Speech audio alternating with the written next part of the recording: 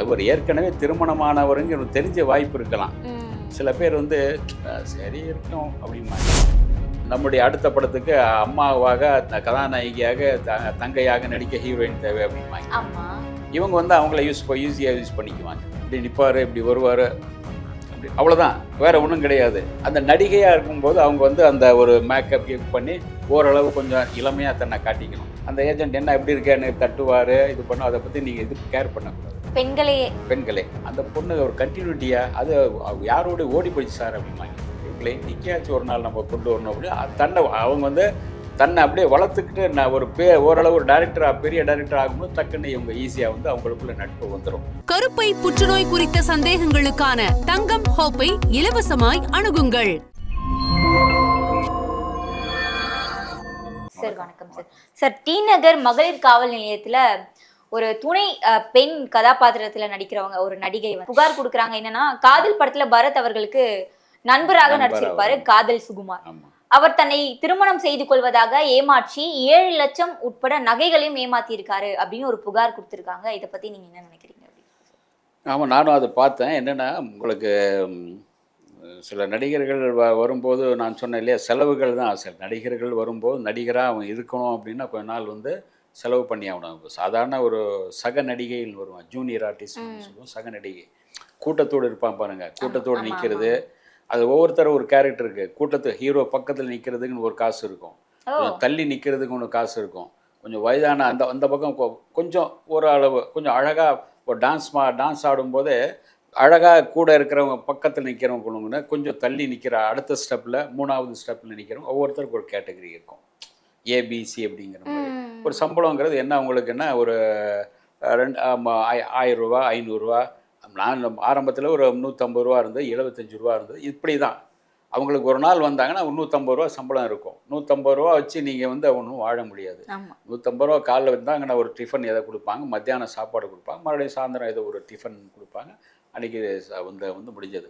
கூட்டத்தோடு நிற்கிறவங்களுக்கு அந்த 150 ரூபா கொண்டு போயிட்டு அவங்க வந்து என்னென்னா தன்னை அழகுபடுத்திக்க அழகு சாதனம் தான் வாங்க முடியும். ஏன்னா கொஞ்சம் ஓரளவு அழகாக இருந்தது அடுத்த ஏஜென்ட் பார்த்து சரி எவ்வளோ இந்த கேரக்டருக்கு வச்சுக்கலாம், வீட்டு வேலைக்கு பார்க்குறது அல்லது அந்த அவங்க கூட்டத்தோடு நிற்கிறது அப்படின்னு ஒரு இது பண்ணுவாங்க. எனக்கு தெரிஞ்ச ஒருத்தர் வந்து 800 படங்கள் நடிச்சிருக்காரு, 2 படத்தில் தான் பேசியிருக்காரு அவர்.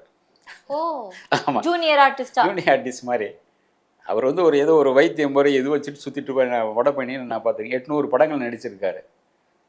இப்படி நிற்பார், இப்படி வருவார், அப்படி அவ்வளோதான், வேறு ஒன்றும் கிடையாது. கூட்டத்தில் ஒருத்தராக இருப்பார், 800 படத்தில் நடிச்சிருக்காரு.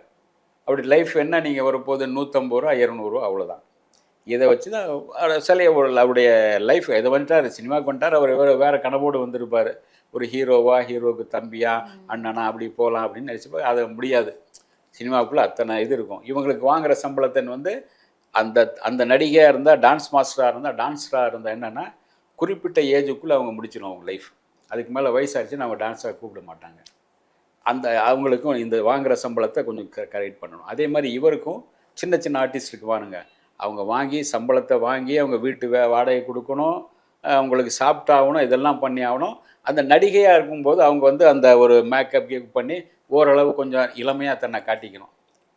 முகம் சுண்டி போயிட்டுலாம் காட்டினா இதுக்கு எந்த கேரக்டர் கிடையாது அப்படிம்பாங்க.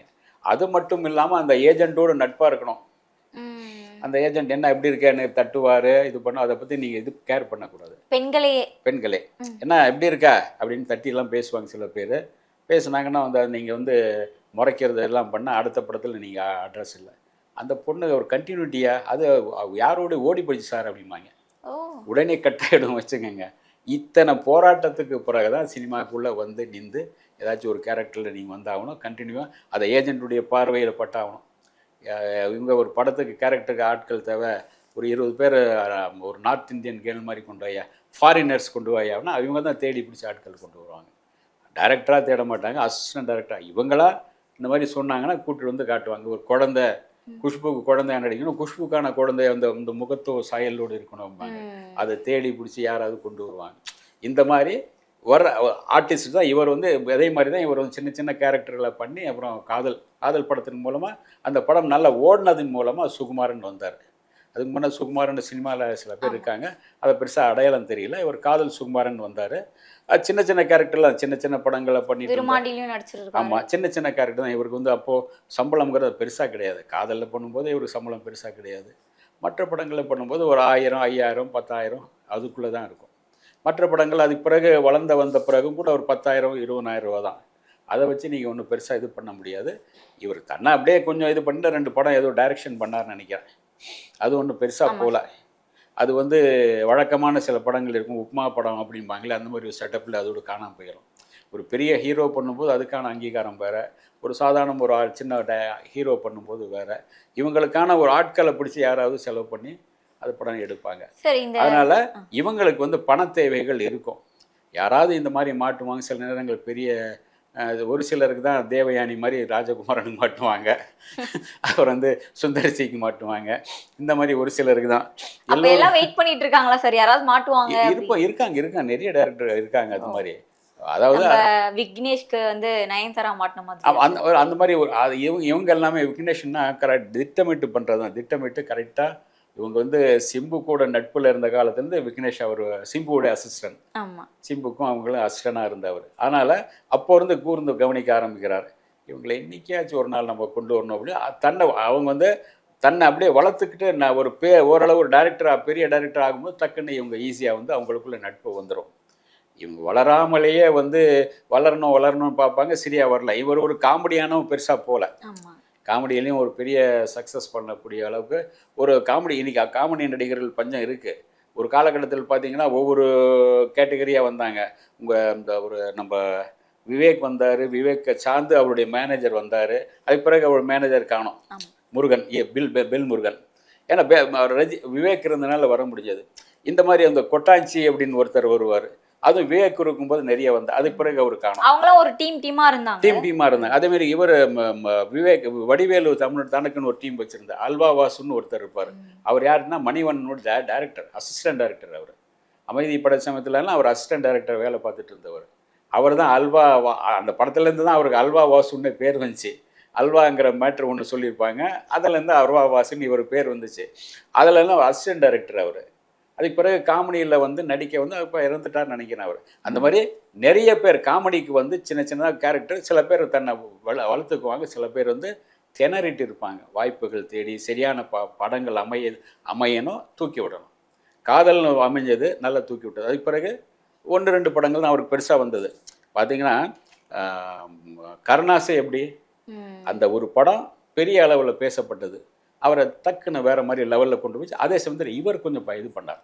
ஒரு 2 படம் காமெடியாக பண்ணிட்டோம், நம்ம அதில் தேடி வருவாங்கன்னு உட்கார்ந்திங்கன்னா ஒன்றும் பண்ண முடியாது. நீங்கள் பப்ளிசிட்டி பண்ணுறவங்க சில டைரக்டர்களை பிடிக்கிறது, அவங்களோட நட்பாக இருக்கிறது, அண்ணே சொல்லுங்கண்ணே சொல்லுங்கண்ணே அப்படி இப்படி அவங்களும் ஒருத்தர் கூட கை கோத்துட்டு அப்படியே போனீங்க கடான்னு போயிட்டே இருக்கலாம். சூரிய ஆரம்பத்தில் இப்போ பல படங்கள் இப்போ ஆரம்பத்தில் ஒரு பெயிண்ட் அடிக்கிற வேலை தான் பார்த்துட்டு இருந்தார் சென்னைக்கு வந்து, நல்ல குடும்பத்தில் இருந்தும் கூட. ஆனால் தன்னை வளர்த்துக்கிட்டார், நிற்க வச்சு வளர்த்துட்டு. அப்போ அதே சூரிய வந்து ஹீரோவாக நடிக்கிறதுக்கு முன்னே இவர் சசிகுமார் கூப்பிட்டு சொல்கிறாரு, அவருக்கு 80,000 ரூபா செலவு பண்ணி உடைய ஃபேஸ் இது பண்ணிட்டு வா அப்படின்றார். இது போயிட்டு உங்களுக்கு கேரளா போயிட்டு ஒரு ஃபேஸுக்கு ஒரு நல்ல ஒரு இது பண்ணிட்டு, உன் முகம் நல்லா இருக்கியா, நல்லா கொஞ்சம் அழகு பண்ணியா, இப்படியே ஒட்டி போன மாதிரி இருக்காதையா, ஒரு காமெடி என்ன கொஞ்சம் இதாக வரணும்யா அப்படின்னு சொல்லி அவர் போயிட்டு ஃபேஸ் வெர்ஷன் பண்ணிட்டு வந்து 80,000 ரூபா அவர் செலவு பண்ணியிருக்கார். சசிகுமார் கொடுத்து நான் பண்ணிட்டு வந்தேனே அப்படின்னு என்கிட்ட சொன்னார் சூரி. இன்றைக்கி வந்து ஹீரோவை வந்துட்டார். அதான் நீங்கள் வந்து உங்களை வளர்த்துக்கும் போது தான் காசு வந்துகிட்டே இருக்கும். இவர் அந்த அளவுக்கு பெரிய வளர. சரி, இது மட்டும் இல்லாம இந்த துணை நடிகை கூட 3 வருஷம் லிவிங் டுகெதர்ல இருந்திருக்காங்க, திருமணம் பண்ணிக்கிறதாவும் சுகுமார் சொல்லியிருக்காரு. ஏற்கனவே வந்து அவங்க மனைவி கூடயும் இருந்திருக்காரு சார். ஆமாம், இவர் ஏற்கனவே திருமணமானவருங்க தெரிஞ்ச வாய்ப்பு இருக்கலாம். சில பேர் வந்து சரி இருக்கட்டும் அப்படிம்பாங்க. சில பேர் அந்த பெருசாக எடுத்துக்க மாட்டேன். கல்யாணம் ஆயிருக்கும், சரி நம்ம கூட இருக்கா. இல்லை சார், அந்த நடிகை கேட்டிருக்காங்க, இல்லைம்மா நான் விவாகரத்து பண்ணிடுறேன் அப்படின்னு சொல்லியிருக்காரு. சொன்னால் இவங்க வந்து நீங்கள் பார்க்கணும்ல, நீங்கள் அவர் குடும்பம் எங்கே இருக்குது, இவர் கூட நம்ம கூட இருக்காரு, இப்படி நம்முடைய பணம்லாம் நாம் செலவு பண்ணுறோம், இது பண்ணுறோம். ஆனால் இவர் வந்து ஏன் நம்முடைய குடும்பத்தை பற்றி நீங்கள் விசாரித்து பார்த்துட்டு வந்துடலாமே. இது பெரிய இதே கிடையாது. சில பேர் வந்து சரி ஓகே 2வது அவ்வளோதானே அப்படின்னு போயிடுவாங்க. இது என்ன அப்படி தான் சாவித்திரி எப்படி தான் நினச்சது, ஜெமினி கணேசனுக்கு ஒரே ஒரு பொண்டாட்டி தான் நினச்சாங்க. அவர் கல்யாணம் பண்ண பிறகு தான் தெரியுது ஏற்கனவே 3வது பொண்டாட்டி இவங்க அப்படின்னு. அதுக்கு முன்னே வந்து ரேகாவுடைய அம்மா அவர் பிக்கப் பண்ணி ரேகாவெல்லாம் வயிற்றுல கொடுத்துட்டாரு அப்படிங்கிறது தெரியல. அப்போ ஓ 3வது திருமணம் தான். அப்புறம் தான் இவங்க யோசிக்கிறாங்க, முதல் 2வது மனைவி தான் நினச்சி இப்போ ஏற்கனவே ரேகாவுடைய அம்மா புஷ்பவல்லியை விட கரெக்ட் பண்ணிட்டாரு, இவர் கல்யாணம் பண்ணிட்டாரா அப்படின்னு அந்த மாதிரி சொல்லுது. அவங்களுக்கே தெரியல சினிமாவுக்குள்ளே அவங்க ஹீரோயின், அதனால் தெரியல. இவங்க சின்ன ஆர்டிஸ்ட் தான். ஈஸியாக அவர் வந்து எங்கே போகிறார், என்ன ஒரு ஃபேமிலி என்ன அந்த இப்படி இருக்குது. ஒரு வந்து அவங்க விவாகரத்து பண்ணிவிட்டு என்ன கல்யாணம் பண்ணிக்கிறார் அப்படின்னா ஒரு பெண்ணுடைய வாழ்க்கையை நீங்கள் கெடுக்கிற மாதிரி தான் அர்த்தம். அந்த பெண்ணுடைய வாழ்க்கையை கெடுத்துட்டு நீங்கள் என்ன சந்தோஷப்பட போகிறீங்க? இப்போ சங்கடத்தில் தான் இருக்கீங்க. கெடுத்தது மட்டும் இல்லாமல் 7 லட்சம் பணம் நகை எல்லாமே எடுத்திருக்காரு சார். மோசடி பண்ணியிருக்காரு. மோசடி பண்ணாருங்க. இவங்களும் மோசடிக்கு ஒரு பொண்ணை வந்து அவருடைய மனைவியை விவாகரத்து பண்ணுறதுக்கு தூண்டுகளாக இருந்திருக்காங்க. அதனால் இவங்களும் பாதிக்கப்பட்டிருக்காங்க. ஒன்று இவரோட வாழல, அவரோடும் வாழல. ஆனால் இவங்களை வந்து இவர் பயன்படுத்திக்கிட்டாரு. 3 வருஷம் வாழ்ந்திருக்காரு, ஈஸியாக அவங்களை பயன்படுத்திக்கிட்டாரு, காசும் எடுத்து வாங்கிட்டாரு, வேறு சிலதும் இது பண்ணியிருக்காரு. காசு வாங்கினாரான்னு தெரியல. இவங்க ஜூனியர் ஆர்டிஸ்ட் அப்படின்னா சின்ன ஒரு சாதாரண துணை நடிகைன்னா அவங்ககிட்ட அவ்வளோ பணம் இருக்கா என்னன்னு தெரில. அதில் அவங்க சொன்ன புகாரில் அதை சேர்த்து கொடுத்து சொல்லியிருக்காங்களா என்னன்னு தெரில. ஆனால் அதே சமயத்தில் அவர் 2 காசோலை கொடுத்துருக்காரு, அந்த காசோலை திருப்பி கேட்குறாரு, மிரட்டுறாரு அப்படின்னு சொல்கிறாங்க. ஆமாம் சார், அதான் என்னோட கேள்வி. ஏன்னா சார் போலீஸ் ஸ்டேஷனை வந்து ஆமாம் நான் இந்த மாதிரி ஏமாற்றிட்டேன்னு ஒத்துட்டு இருந்திருக்காரு, காசோலையும் கொடுத்துருக்காரு 2. வீட்டுக்கு போயிட்டு நான் கொடுத்ததை திருப்பி கூடுறின்னு கேட்டு இல்லைனா வந்து மிரட்டல் விட்டுருக்காரு. இல்லைனா அவன் கேரக்டர் அசாசினேட் பண்ணிடுவோம், உன்னை தப்பா பேசுறேன், நீ இருக்க மாட்டே அப்படின்னா மிரட்டியிருக்காரு. இப்போ ஒரு படத்துல வந்து அவ்வளோ நல்லவங்களா காமெடி கேரக்டர் பண்றாங்க, ஆனா அவங்களோட உண்மை முகம் இந்த அளவுக்கு ஒரு விஷத்தன்மையா இருக்கே சார். உண்மை முகம் அதுதான், பொருளாதார வீழ்ச்சி தான். பொருளாதாரம் இல்லை, காசு இல்லை. அடுத்த கட்டத்துக்கு நீங்கள் வீட்டில் போனால் பொண்டாட்டி கேட்கும்போது என்னையா பெரிய நடிகன்ற, வீட்டில் ஒரு சாப்பாட்டுக்கு இது இல்லை அது இல்லை, கடன்காரன் வந்து நிற்கிறான்னு சொல்லும்போது நீங்கள் என்ன பண்ணுவீங்க? இந்த மாதிரி தான் ஏதாச்சும் வேற ஒரு, அதாவது சில பேர் வந்து கேமராவில் ஃபிலிமே இல்லாமல் காட்டி பணம் பறிக்கிற கோஷ்டி எல்லாம் பார்த்துருக்கேன் நான். நீங்கள் ஒரு சூப்பராக இருக்கீங்க தம்பி அப்படி இப்படின்னு பண்ணுவாங்க. நீங்கள் தான் ஹீரோ, உங்களுக்கு ஒரு பாட்டு வச்சிடுறேன், அடுத்த வாரம் அந்த பாட்டு எடுக்கணும், 30,000 ரூபா செலவாகும், நீங்கள் என்ன பண்ணுறீங்க? சார் நான் கொடுத்துட்றேன் சார், முதல்ல அட்வான்ஸ் கொடுத்துருங்க. பாடலுக்கு என்னென்னா மேக்கப் போகிறதுக்கு 5,000 ரூபா ஆகும், காஸ்டியூமுக்கு 5,000 ரூபா ஆகும், கேமரா ஃபிலிம்க்கு 5,000 ரூபா ஆகும்னு ஒரு கணக்கு சொல்லுவாங்க. சரி அப்படின்னு 30,000 ரூபா கொடுத்து அவங்க போய் நிற்பாங்க. இப்போ வரைக்கும் இந்த மாதிரி ஒரு கும்பல் இருக்குல்ல சார்? ஒரு சில பேர் இருக்குது. இப்போ வந்து வேறு மாதிரி போயிட்டுருக்கு. பெண்களை பெண்கள் இந்த ஒரு சில இதில் பார்த்தீங்கன்னா நம்முடைய அடுத்த படத்துக்கு அம்மாவாக கதாநாயகியாக தங்கையாக நடிக்க ஹீரோயின் தேவை அப்படிம்பாங்க. ஆமாம், இவங்க வந்து அவங்கள ஈஸியாக யூஸ் பண்ணிக்குவாங்க. அவங்க மூலமாக வேறு ஏதாச்சும் காசு யூஸ் பண்ணி மிஸ்யூஸ் பண்ணிட்டு போவாங்க. இந்த மாதிரி நான் சொல்கிறேன் 30,000 ரூபா சொன்னாங்க. ஒருத்தர் என்கிட்ட நேரடியாக சொன்ன அனுபவம். போய் பாடலில் நின்றார், பாடினாங்க, பாடல் காட்சியும் எடுத்தாங்க, ஹீரோயினுக்கு காசு அதெல்லாம் எடுத்துட்டாங்க. பார்த்தா ஃபிலிமே கிடையாது. ஃபிலிம் ஓடுதுன்னு அவனுக்கு என்ன தெரியும்? ஃபிலிமே இல்லாமல் ஓட்டி அவன்கிட்ட 30,000 வாங்கிட்டு அவனை அனுப்பிட்டாங்க. அப்புறம் எப்போ தான் கண்டுபிடிச்சாரு? அது வந்து அவருக்கு யாருக்கு தெரியும்? அடுத்தது வரும்போது அந்த படம் வரும்போது பார்க்கலாம். படம் எப்போ வருது? உன் பாட்டு மட்டும் ஏன் செட் பண்ணி எப்படியே செட் பண்ணும்? அதுக்குள்ளே படமெல்லாம் வரணும் இல்லையா? வேணால் ஒரு 50 லட்ச ரூபா கொடு, ஒரு 10 லட்ச ரூபா கூட, நம்ம இப்போ ஹீரோவை போட்டு எடுத்துருவோம் அப்படிம்பாங்க. எங்கே போவாங்க படத்துக்கு? இதுதான் சினிமாவில் பல ஏமாத்துற ஆட்கள் இருக்குது. சினிமா நடிகர்களை இவங்களே ஒரு சில பேர் சின்ன நடிகர்கள், அவங்களுக்கு வந்து காசு தேவை, இது தேவைன்னா இந்த மாதிரி யாராவது ஒரு பெரிய ஆட்களை பிடிச்சி ஏமாற்றுவாங்க. அல்லது கூட சகமாக இருக்கிற ஆட்களே வந்து ஏமாற்றிருக்காங்க. இவர் அப்படி தான் பண்ணியிருக்கார். இவருடைய இதை வந்து நம்ம மேலோட்டமாக பார்க்கும்போது ஏமாற்றிருக்கார் அப்படிங்கிறது தெரியும். ஆனால் அவருக்கான சூழ்நிலை வந்து பொருளாதாரத்தில் ஒரு நலிஞ்சு போய்கிட்டு இருக்கா. படங்கள் வாய்ப்பு இல்லை. இப்போ யாரையாவது ஏமாற்றி எப்படியாவது நம்ம வந்து சாப்பிட்டாகணுங்கிற நிரப்பு வந்துடும். சார் இப்போ காதல் சுகுமார் மேலே பெண் வன்கொடுமை, மோசடி உள்ளிட்ட 3 பிரிவுகளின் கீழே வழக்கு பதிவு செஞ்சிருக்காங்க. உங்களுக்கு வந்து அவர் வந்து 3 வருஷம் அவங்கள பயன்படுத்திக்கிட்டாரு, வாழ்ந்திருக்காரு, கல்யாணம் பண்ணிக்க போகிறேன் அப்படின்னு. அது இல்லாமல் அவருடைய மனைவியை வேற ஏமாத்திருக்கு. அந்தந்த சைடு அவங்க கேஸ் கொடுத்தா அதுவும் நிற்காத. இந்து திருமண முறை சட்டப்படி ஒரு மனைவி இருக்க இன்னொரு திருமணம் பண்ண முடியாது. அதுவும் பண்ணியிருக்காரு. பணமும் வாங்கி மோசடி பண்ணியிருக்காரு, நகையும் வாங்கியிருக்காரு, காசோலையும் கொடுத்துருக்காரு. இப்போ அவராக மாட்டியிருக்காரு. அவர் பண்ண தப்பு ஒரு வேற ஒன்று பண்ண போக அது அவர் மனைவி ஏற்கனவே இருக்குது, அந்த மனைவியோட ஒழுங்காக வாழ்ந்துருக்கலாம். உங்களுக்கு படங்கள் சரியா இல்லை, படங்களை முயற்சி பண்ணி நல்ல படங்களோடு நல்ல காமெடியாக அது இதுன்னு பண்ணி கொஞ்சம் இது பண்ணியிருக்கலாம். அந்த முயற்சி பெருசாக எடுபடல அவருக்கு. ஆனால் இந்த சைடில் வந்து இப்படி மாட்டிக்கிட்டார். மாட்டிக்கிட்டு அதை என்ன பண்ணுறதுன்னு தெரியல, மனைவியை விட்டுட்டு இந்த பெண்ணோடு வாழலான்னு நினச்சிருக்காரு. அதுவும் முடியலை. அதுக்கும் உள்ள இது தேவையில்லை, இவங்க கூட வாழணுன்னாலும் அவங்க விவாகரத்து பண்ணணுன்னாலும் இது வேண்டாம். இப்படி தேவையில்லாமல் மாட்டி தேவையில்லாமல் வாழ்க்கையை 2 பேருடைய வாழ்க்கையும் கெடுத்து இவரும் கெட்டு போகிற மாதிரி தான் இருக்குது. உள்ளே போய் தான் உட்காந்துட்டு யோசிப்பாங்கன்னு நினைக்கிறேன். இதுலேருந்து வெளியே வரதுக்கான வாய்ப்பு இருக்கா சார் எஸ்கேப் ஆகி? எஸ்கேப் ஆகணும்னா நீங்கள் இந்த பணத்தை கொடுத்தாகணும். இந்த பணத்தை கொடுத்துட்டாருன்னா அவங்க அந்த மாதம் இது பண்ணிட்டாங்க இல்லையா, இந்த பணத்தை கொடுத்துட்டு இது பண்ணிட்டாங்கன்னா ஓகே நான் ஒன்றும் பண்ண போகிறதில்லன்னு சொல்லியிருக்காங்க. இதே சொல்கிற மாதிரி தான் இது நினைக்கிறேன். காசோலை கொடுத்துட்டாரு, இதை கொடுத்துட்டாருன்னா அதோட முடிஞ்சது. அவங்க வேறு ஒன்றும் அந்த கேஸை வாபஸ் வாங்கிடலாம்.